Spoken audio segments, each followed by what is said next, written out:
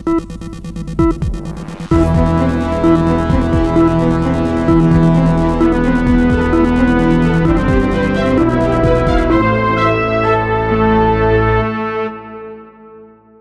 विधानसभा चुनाव 2025 के नतीजे आने वाले हैं और इसके साथ ही तय होगा कि आम आदमी पार्टी की सत्ता बरकरार रहेगी या भारतीय जनता पार्टी 27 साल बाद दिल्ली में वापसी करेगी।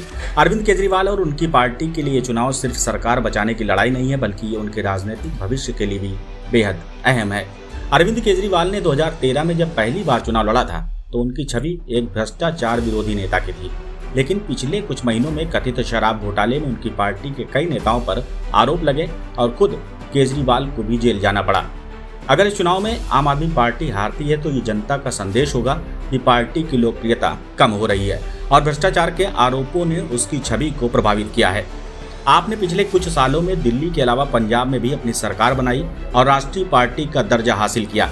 अगर दिल्ली में हार होती है तो पार्टी का राष्ट्रीय विस्तार रुक सकता है और 2029 के लोकसभा चुनाव में उसकी भूमिका सीमित हो सकती है।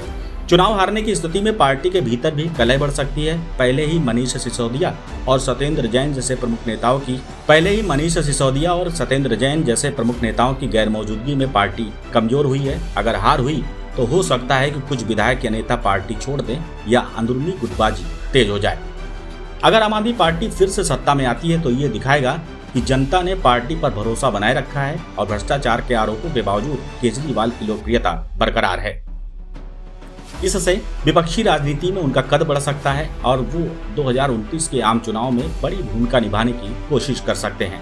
दिल्ली में हार का मतलब होगा कि बीजेपी अपनी तमाम कोशिशों के बावजूद आपको हरा नहीं पाई। इससे पार्टी के स्थानीय नेतृत्व पर सवाल उठ सकते हैं और 2029 के लोकसभा चुनाव के लिए झटका साबित होगा। और अगर जीत होती है तो आप ये दावा कर सकेंगे कि उसकी नीतियां और काम की राजनीति जनता को पसंद आ रही है। इससे वो अन्य राज्यों में भी विस्तार की कोशिश कर सकती है और विपक्षी गठबंधन में खुद को मजबूत विकल्प के रूप में पेश कर सकती है। एग्जिट पोल्स के मुताबिक बीजेपी को बढ़त मिलती दिख रही है, लेकिन ये तय नहीं हुआ है कि बहुमत हासिल कर पाएगी या नहीं। अगर नतीजे अलग होते हैं तो ये आपके लिए राहत की बात होगी। अब सबकी नज़र 8 फरवरी को आने वाले नतीजों पर है। क्या केजरीवाल अपनी सत्ता बचा पाएंगे या दिल्ली की राजनीति में नया बदलाव देखने को मिलेगा? इसका फैसला कुछ ही घंटों में हो जाएगा।